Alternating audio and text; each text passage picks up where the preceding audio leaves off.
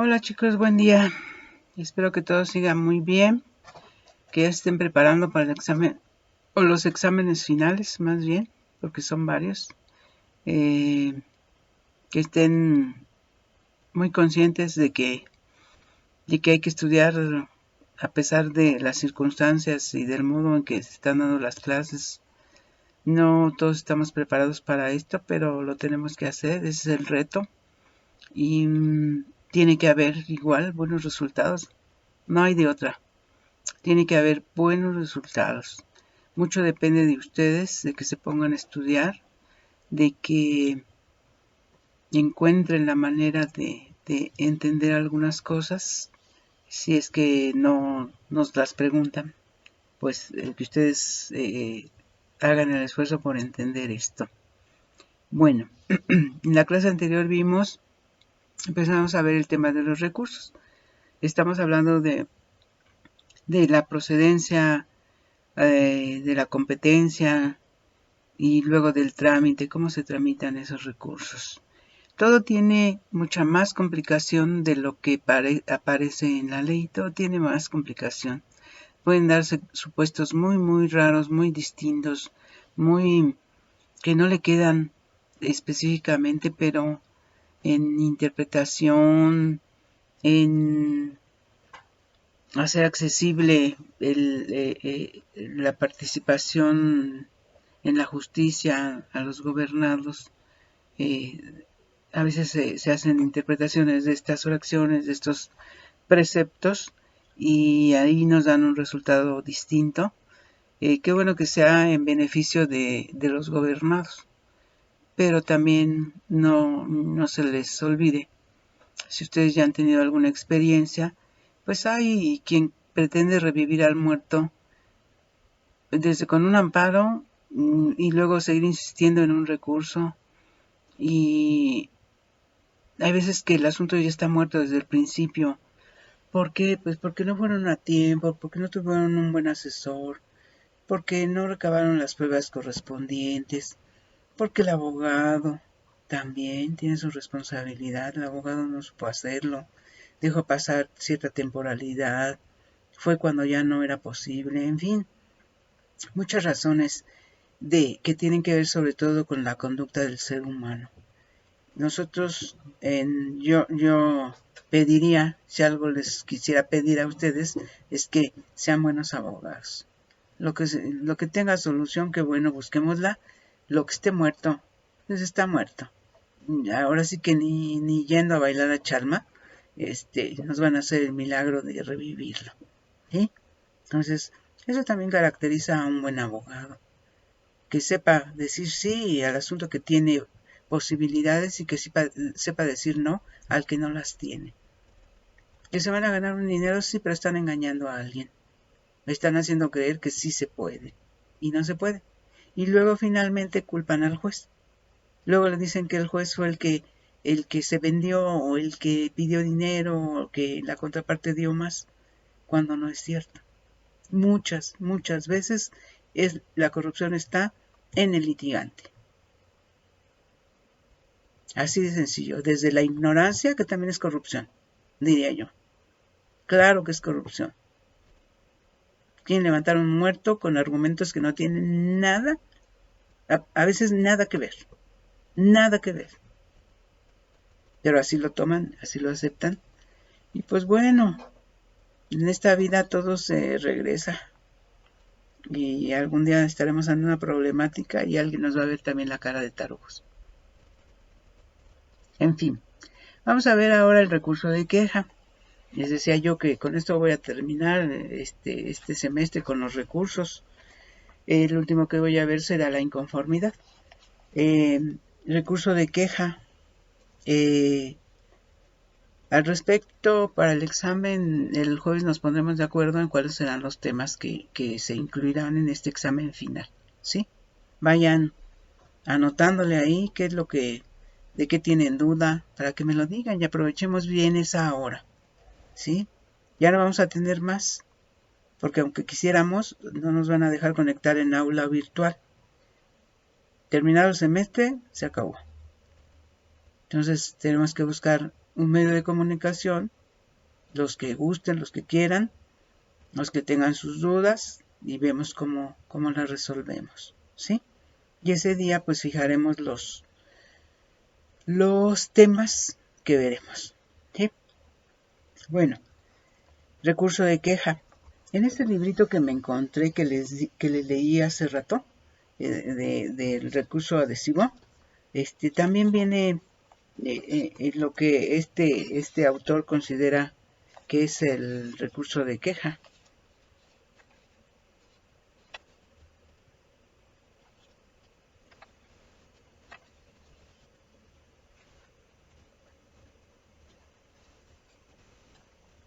Ya lo perdí. Dice, ya lo encontré. Es el que se promueve y procede en dos casos: contra resoluciones que dicten los tribunales colegiados en materia de amparo, en los casos a que se refiere la fracción 9 del artículo 107. No, esto ya no le aplica porque ya cambió. Ya es otro el trato que se da al cumplimiento de sentencia ejecutoria, ¿sí? Entonces, recurso de queja es el medio de impugnación establecido en el artículo 97 ahora. Medio de impugnación establecido en el artículo 97 de la Ley de Amparo, que procede en contra de resoluciones dictadas en el juicio de amparo que no admitan expresamente el recurso de revisión, así como en contra de actos de las autoridades responsables, que tiene como finalidad que el superior jerárquico revise la actuación del inferior, ¿sí? Siempre los recursos van a ser ante el superior jerárquico. No tenemos un recurso donde el propio juzgador revise sus actuaciones. No, aquí no se da. ¿Sí? Bueno, dice el artículo 97, este recurso de queja está consignado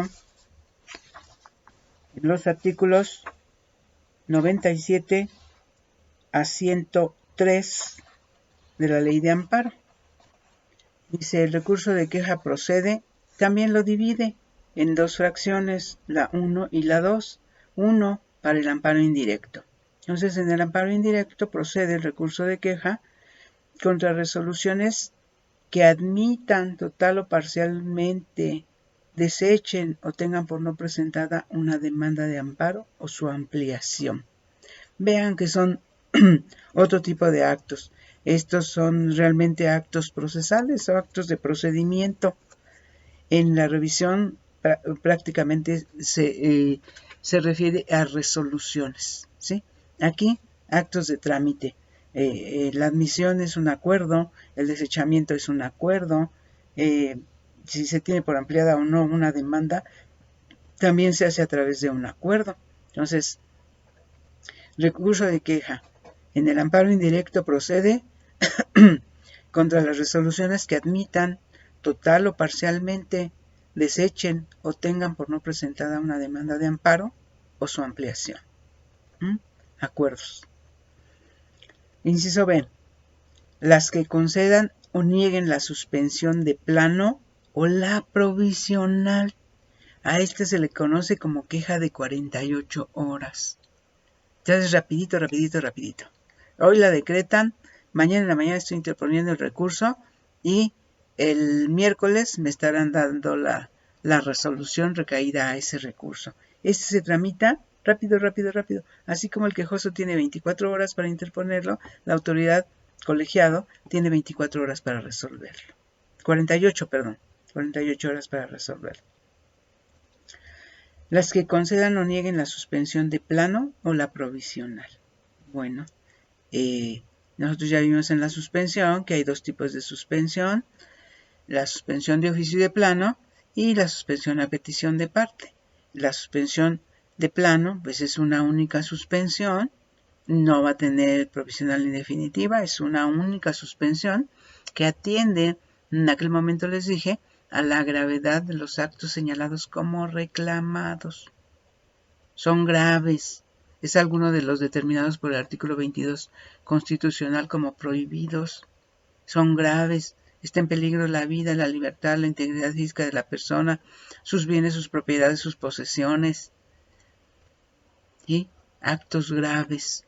Bueno, la provisional, esa sí deriva de un trámite, se abre el incidente de suspensión, se inicia el incidente de suspensión y el primer acuerdo se va a determinar lo que proceda sobre la suspensión, que se va a llamar en ese momento provisional. Provisional. Fíjense bien, no cambia el acto reclamado. Se interpone la demanda, se señala un acto reclamado, ¿sí? Respecto de ese acto reclamado, se concede o se niega la suspensión provisional. Bueno, según el momento procesal, pasado un tiempo, con más elementos, se dicta la suspensión que se denomina definitiva. El acto sigue siendo el mismo, ¿sí? Los actos de autoridad en el amparo no cambian, es decir, el juzgador no puede, bueno, no es, reclamó pero ahora hay lo voy a sustituir, no lo puede hacer. Manejamos el mismo acto de autoridad que se señaló como reclamado en el escrito inicial de demanda. Bueno, entonces ya tenemos dos. La A, admitan total o parcialmente, desechen o tengan por no presentada una demanda de amparo o su ampliación. La B, las que concedan o nieguen la suspensión de plano o la provisional. Esta queja es muy usual, muy usual. Si yo interpongo mi demanda de amparo hoy, me decretan la suspensión el día de mañana, me niegan, yo interpongo mi queja de inmediato y todo se tramita súper rápido, súper rápido.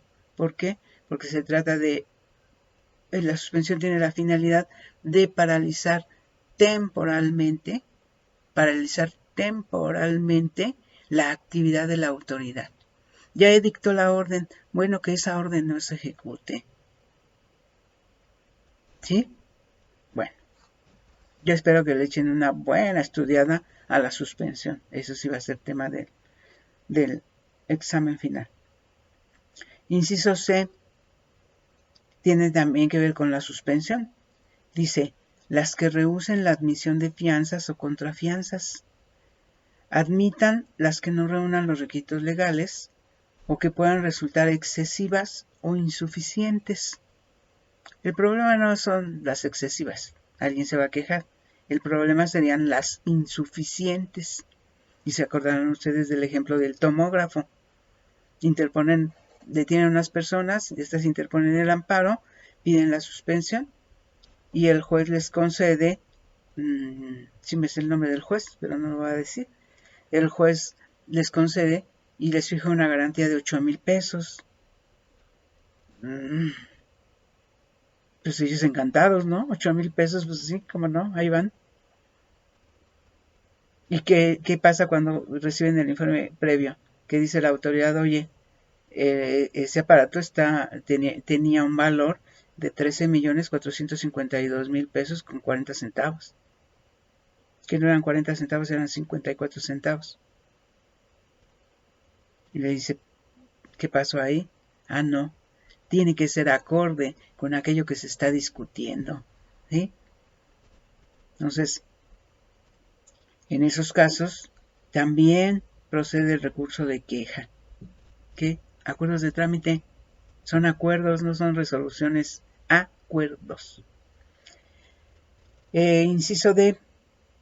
Las que reconozcan o nieguen el carácter de tercero interesado. Sí, yo señalé como tercero interesado a 5 personas. Y a lo mejor el juez me dice, bueno, le reconozco derivado del acto reclamado, solamente le reconozco ese carácter a una de ellas. Digo yo, ¿por qué? Si las 5 están en el mismo supuesto. Me voy al recurso de queja. Bueno. Inciso E, y este está muy interesante, y deja una puerta abierta para esos casos difíciles que no sabemos dónde queden, ¿sí? En el amparo, seguimos en el amparo indirecto. Las que se dicten durante la tramitación del juicio o del incidente de suspensión. Las que se dicten durante la tramitación del juicio o del incidente de suspensión que no admitan expresamente el recurso de revisión. Son dos cosas, que no admitan expresamente el recurso de revisión, y la segunda cosa, que por su naturaleza trascendental y grave puedan causar perjuicio a alguna de las partes, no reparable en la sentencia definitiva. ¿Sí? Así como las que con las mismas características se emitan después de dictada la sentencia en la audiencia constitucional, es decir, todo lo relativo al cumplimiento de sentencia. ¿Sí? Entonces, puede haber un acuerdo. Yo ofrecí prueba testimonial y pericial y un acuerdo donde dice no son admisibles estas pruebas por estas razones. Si no me admiten esas pruebas y yo considero que son esenciales para resolver ese asunto, pues me está diciendo que esa es su naturaleza es trascendente y me va a causar un grave perjuicio porque ya sé que me va a negar el amparo. Bueno, interpongo el recurso de queja, ¿sí? Y contra las resoluciones o los acuerdos que tengan que ver con que se dicten después de dictar la sentencia en la audiencia constitucional. Bueno, este inciso E es muy importante, muy importante, porque se pueden dictar muchos tipos de acuerdos, muchos, donde me digan esto sí y esto no, esta prueba sí y esta no, se te pasó el tiempo, en fin, me pueden decir muchas razones. O este testigo no porque es fulanito de tal y es mi primo, o este testigo no porque tiene 80 años, y a este testigo no porque hay que ir a tomarle la testimonial, el desahogo a su casa porque dices que está enfermo de COVID. ¿Sí? Bueno, todo eso, todo va a redundar o se va a reflejar en la sentencia.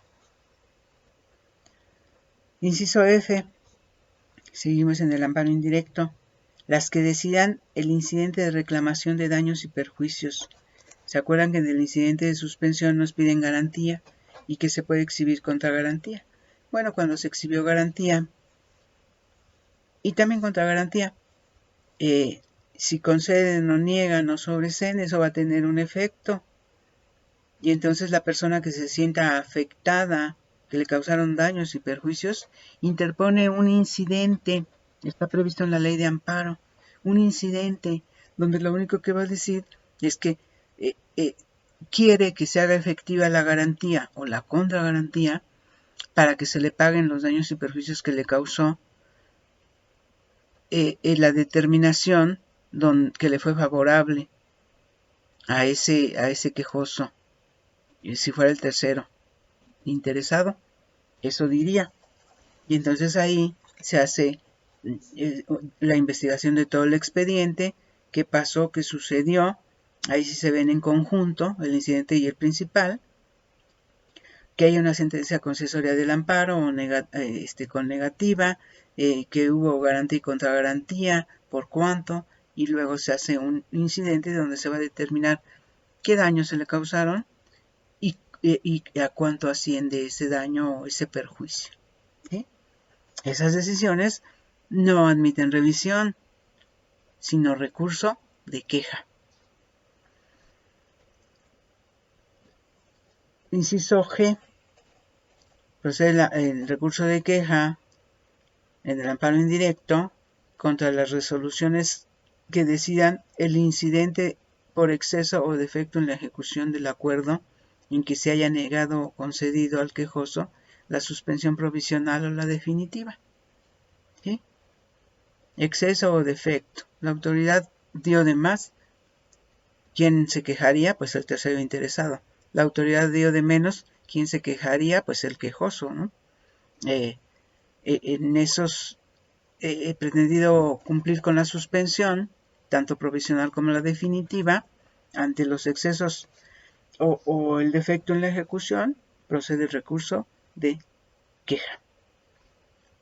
Inciso H. Y última, posee el recurso de queja en el amparo indirecto contra las resoluciones que se dicten en el incidente de cumplimiento sustituto de las sentencias de amparo. Cumplimiento sustituto de las sentencias de amparo. Ahí el tribunal colegiado será el que conozca de este cumplimiento sustituto. Ya lo determinó la Corte. La Corte es la que puede determinar que una resolución no se puede cumplir y que se le dé un cumplimiento distinto. No te puedo devolver tu terreno, no te puedo devolver tu obra de arte porque se destruyó. Bueno, que te paguen. Se hace un incidente donde el gobernado, si es el quejoso, le pone precio a su objeto de valor y todo esto se tramita quejoso tercero, quejoso autoridades ante el juez de distrito. Lo que decide el juez de distrito en relación al cumplimiento sustituto admite el recurso de queja. De ese recurso de queja va a conocer pues el tribunal colegiado. Pero fíjense que aquí la pauta la tiene que dar la Suprema Corte. La Suprema Corte es la que nos tiene que decir esa sentencia no se puede cumplir. Que haya cumplimiento sustituto. ¿Sí? De otra manera. Compensatorio. De otra manera. ¿Cómo? Muchas veces pagan. ¿Sí? Y yo les contaba el caso de el gran terreno expropiado por López Obrador cuando era jefe del Distrito Federal, jefe de gobierno del Distrito Federal. Expropia un grande terreno, se van al amparo, en lo que se resuelve, se construyen casas de interés social, se adjudican a trabajadores de Pato Pascual, y cuando llega el cumplimiento, en el amparo le dan la razón al quejoso, le dicen sí, tienes toda la razón, solamente que ahora hay imposibilidad de cumplir. ¿Por qué? Porque ya hay construcciones que se adjudicaron a personas, trabajadores, que nada tienen que ver con este juicio. Entonces, que te paguen. Y tratan, obviamente uno va a pedir que le paguen mucho dinero, ¿no? Pues eso valía mucho dinero. Y el otro va a decir, no, no tengo tanto, no tengo para tanto. Y entonces tienen que llegar a un consenso de ese pago de cumplimiento sustituto. ¿Sí? La gran mayoría de estos asuntos, más bien de la A a la H, conoce el Tribunal Colegiado de Circuito. Es competencia, diría yo, exclusiva del Tribunal Colegiado de Circuito, el recurso de queja. ¿Cuándo procede el recurso de queja en el amparo directo? Ay, ustedes me van a decir, pues si nada más ahí dictan 3 acuerditos, ¿cómo va a proceder el recurso de queja? Bueno, esperémonos a ver qué dice la ley. Dice, en amparo directo procede el recurso de queja tratándose de la autoridad responsable, aquella que dictó el laudo, la resolución que puso fin a la instancia o la sentencia definitiva, esa. Y nos vamos a quejar de la actuación de esa autoridad, ¿sí? Cuando uno omita tramitar la demanda de amparo o lo haga indebidamente. Acuérdense que la demanda de amparo directo se presenta ante la autoridad responsable. La autoridad responsable tiene una serie de obligaciones. Certificar la demanda, emplazar a las partes, formular su informe con justificación, decretar lo que proceda sobre la suspensión. ¿Sí? Bueno, cuando omita tramitar la demanda, fíjense a qué obedece esto. Esta fracción no existía. ¿A qué obedece esto? A que se presentaba la demanda ante la autoridad responsable y la autoridad responsable a veces tardaba 6 meses. 6. Ha habido un caso de más, pero 6 meses, sobre todo las juntas, en remitirlo a tribunal colegiado. ¿En perjuicio de quién? Del gobernado. Única y específicamente en perjuicio del gobernado, que se estaba yendo al amparo. Bueno, ya está esta fracción, y aquí pues una queja, se la anotamos, y vamos a ver qué sanciones le ponemos, ¿verdad? Entonces, cuando la autoridad responsable omita tramitar la demanda de amparo o lo haga indebidamente. Viene sin certificar, viene sin las constancias de emplazamiento, sin aquellas obligaciones que le establece la ley de amparo como auxiliar de la justicia federal. Inciso B. Cuando no provea sobre la suspensión. Cuando esa autoridad responsable no provea sobre la suspensión dentro del plazo legal. Conceda o niegue esta. Rehúse la admisión de fianzas o contrafianzas. Admita las que no reúnen los requisitos legales o que puedan resultar excesivas o insuficientes. ¿Sí? Todo lo que tenga que ver con la suspensión que ella decreta, que ella debe decretar. No lo hace o lo hace mal, recurso de queja. Inciso C.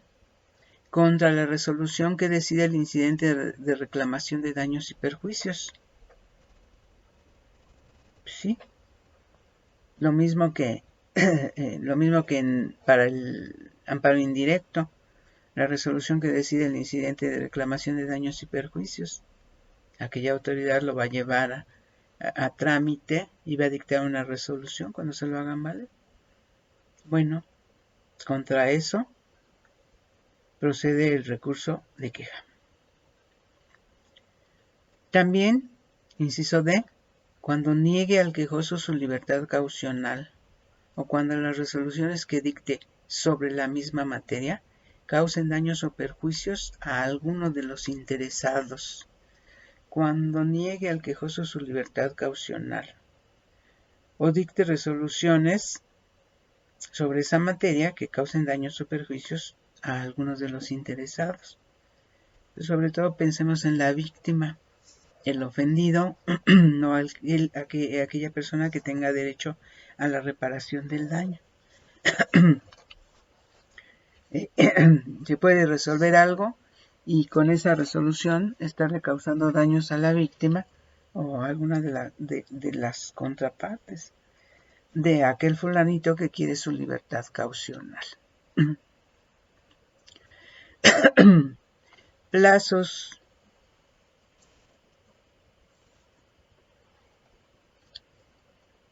El plazo para interponer el recurso de queja, dice el artículo 98, es de 5 días, con las excepciones siguientes. 5 días, con las excepciones siguientes. 1. 2 días hábiles cuando se trate de la suspensión de plano o provisional, lo que le llamamos queja de 48 horas. ¿Sí? 2 días hábiles. 2. En cualquier tiempo cuando se omita tramitar la demanda de amparo. ¿Sí?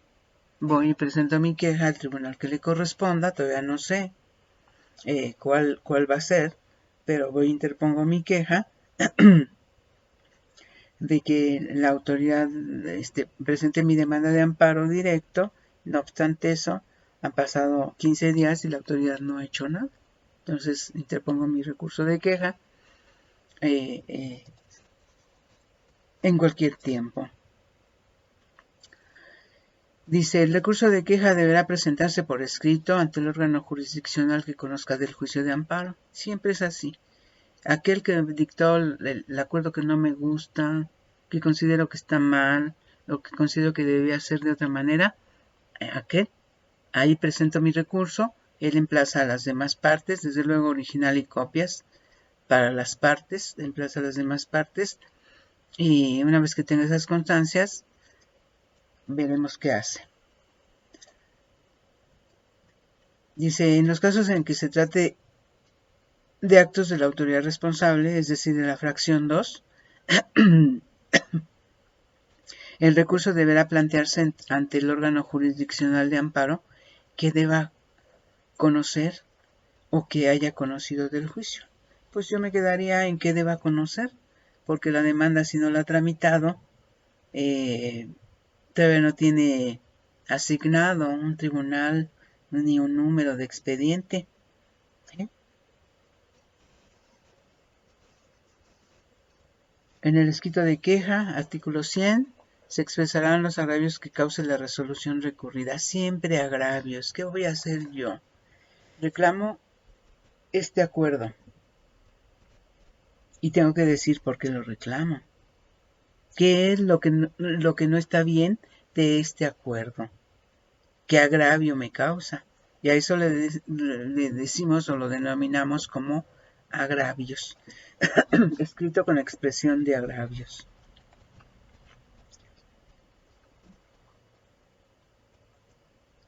Luego ya viene, en caso de que el escrito de expresión de agravio se presente en forma impresa, el recurrente debe exhibir una copia del mismo para el expediente y una para cada una de las partes, señalando las constancias que en copia certificada deberán remitirse al órgano jurisdiccional que deba resolver el recurso. ¿Sí? Como posiblemente la autoridad no quiera remitir o no esté en posibilidad de remitir el expediente íntegro, yo señalaré o deberé señalar de qué acuerdos quiero copia certificada para que se envíen como parte del informe que debe rendir la autoridad responsable. Cuando no se exhiban las copias a que se refiere el párrafo anterior, se requerirá al recurrente para que en el plazo de 3 días lo haga. Si no lo hiciere, se tendrá por no interpuesto el recurso, salvo, y ahí viene otra vez la salvedad, que se trate de actos restrictivos de la libertad, que afecten intereses de menores o incapaces, o de trabajadores, o derechos agrarios del núcleo de población ejidal o comunal, o de ejidatarios en lo individual, o personas que por sus condiciones de pobreza o marginación estén en clara desventaja social para emprender el juicio, en los que el órgano jurisdiccional debe expedir las copias correspondientes.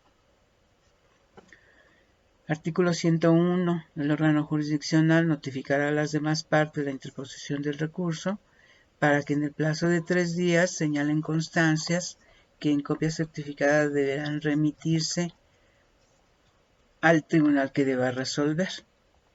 Transcurrido el plazo, enviar el escrito del recurso, copia de la resolución recurrida, el informe sobre la materia de la queja, las constancias solicitadas y las demás que estime pertinentes. ¿Sí?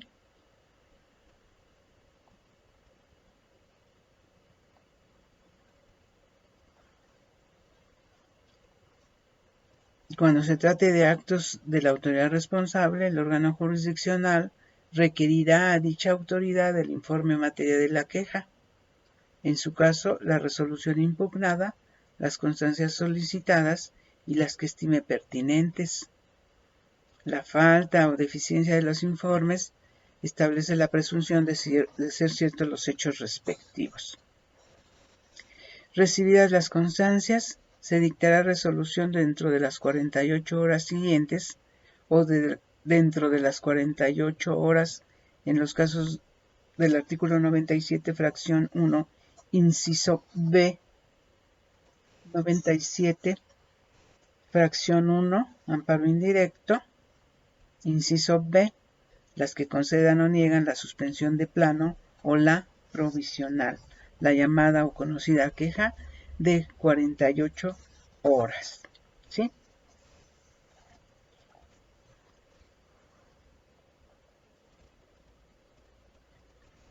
Se prevé la posibilidad de suspender el procedimiento cuando se reclamen actos que por su naturaleza grave y trascendental causen un daño o un perjuicio no reparable a alguna de las partes. Artículo 102. ¿Sí? Entonces está facultado para suspender el procedimiento. En el supuesto que yo les explicaba, sí, yo ofrecí pruebas, presenté pruebas y resulta que unas me las admitió y otras no.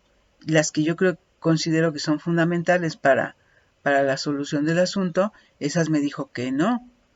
Entonces, en ese caso debe suspender el procedimiento, porque de dictar una sentencia yo sé que va a ser desfavorable. Entonces me está causando un daño irreparable, ya que no va a haber en ningún otro momento donde se pueda pronunciar respecto de esas pruebas. ¿Mm?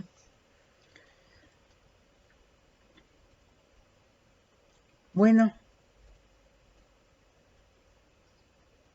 eso es el recurso de queja. Como ven, pues está más sencillito que el recurso de revisión. Y como ven, procede respecto de propiamente de acuerdos, de autos, de proveídos, no de resoluciones, no de sentencias, no de interlocutorias. Para eso tenemos la revisión. Bueno, como el recurso de reclamación es muy breve, la voy a tratar de una vez aquí. Dice, el artículo 104, 105 y 106 hablan de este recurso. El recurso de reclamación es procedente, fíjense bien, contra los acuerdos de trámite dictados por el presidente de la Suprema Corte de Justicia de la Nación, o de los presidentes de sus salas, o de los presidentes de los tribunales colegiados. Donde haya un órgano colegiado, uno de ellos va a fungir como presidente.